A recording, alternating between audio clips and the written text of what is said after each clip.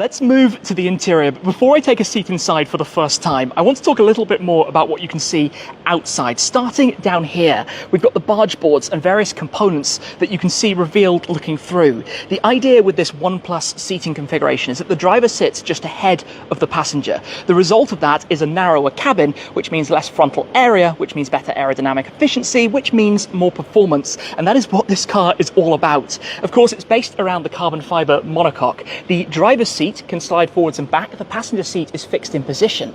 The sizing is done so that the driver can be from the 95th percentile, so we're talking over 1.90 m tall. The passenger side, slightly less plentiful space for the 85th percentile, so about 1.85 m, fitting comfortably in there, with your shoulders slightly offset from one another. I'm going to take a seat inside though for the first time in the Ferrari F80, and would you look at this. There's a lot we need to talk about right now, but starting right in front of me, this new steering wheel, so familiar but evolved. It's squared off top and bottom. You've got the carbon fiber, the LED shift lights. In fact, feeling very much the same as before in terms of the buttons, but Ferrari have listened to feedback. You now have physical buttons for your controls on the right, also over on the left, and of course then down below is where you have the other driving functionality. So on the left is your e-Manettino, currently in qualifying mode. You've got hybrid down below, then you've got performance, then you've got qualifying. Each of these have different driving settings and configurations, but unlike the models like the SF90 and the 296,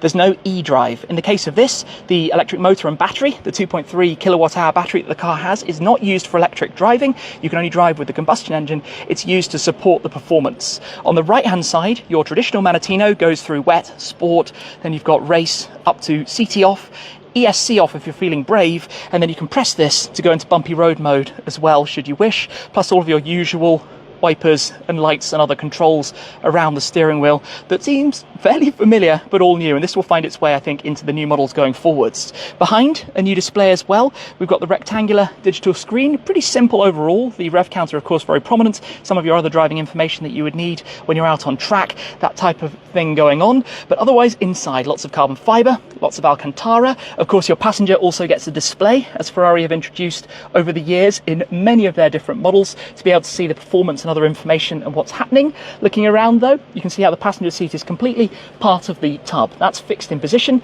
There's a dedication plate that goes right behind, and quite a lot of headroom, I've actually got to say. Of course, the seat I'm in can slide forwards and backwards. In the central stack, this is where you have your mirror controls up top, then your air conditioning controls, and then the H-pad, this nod back to the old traditional manual gearboxes with automatic and manual in the center, your launch control, reverse as well, and just positioned slightly differently from down below up onto the front. Of course, the key housed right in here as well, next to your fairly small tunnel that sits up through the middle of this zone. Now I'm going to quickly pull the door down just to experience what it's like inside.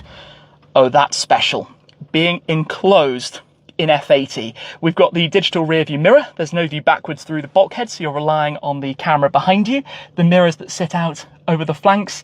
This feels like a very purposeful place to be, a very serious cabin, and something that really, really means business.